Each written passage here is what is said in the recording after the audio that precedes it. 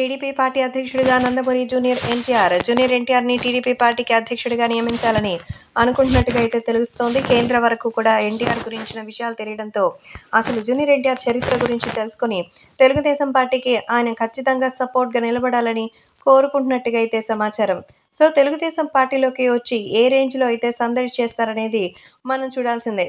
కాబట్టి ఇప్పుడు ప్రేక్షకులు కూడా ఈ విషయంలో ఎంతో గట్టి నమ్మకంతో అయితే ఉన్నారు. సో, తెలుగుదేశం పార్టీలోకి జూనియర్ ఎన్టీఆర్ రావాలని, ఆయనలా ఎవ్వరూ చేయలేరని, చాలా సంతోషంగా ఉందని, తెలుగుదేశం పార్టీకి ఆయన సపోర్ట్ అనేది ఎంతో కావాలని అనుకుంటూ, ఆయన ఏకంగా పార్టీ అధ్యక్షుడిగా అయితే పెట్టాలని నిర్ణయించుకున్నట్టుగా అయితే సమాచారం. కాబట్టి ఇప్పుడు సోషల్ మీడియాలో సైతం జూనియర్ ఎన్టీఆర్ గురించి తెలిసి అందరూ ఎంతో ఆనందంగా అయితే వ్యక్తం చేస్తున్నారు. తెలుగుదేశం పార్టీకి జూనియర్ ఎన్టీఆర్‌ని రప్పించడమే కాకుండా ఆయన ఏకంగా ఒక ముఖ్యమైనటువంటి మెంబర్‌గా మార్చేయబోతున్నారు. పార్టీ బాధ్యతలు ఆయనకే అప్పగించబోతున్నట్టు తెలుస్తోంది. తెలుగుదేశం పూర్తి బాధ్యతల్ని జూనియర్ ఎన్టీఆర్‌కి అప్పగించి ఆయన్ని అధ్యక్ష పదవిలో కూర్చోపెట్టాలని కేంద్ర ప్రభుత్వం కూడా సజెస్ట్ చేసిందట. కావాలంటే ఆయనకి ఎంతవరకైనా సరే సహాయం చేయడానికి ఎన్డీఏ ప్రభుత్వం నిర్ణయం తీసుకుందని సమాచారం. సో, తెలుగుదేశం పార్టీ 2024 ఎలక్షన్స్‌లో భారీ మెజారిటీని సాధించి జగన్ ప్రభుత్వాన్ని పక్కన పెట్టాల్సిందిగా అయితే ఈ సందర్భంగా తెలియజేస్తున్నారు.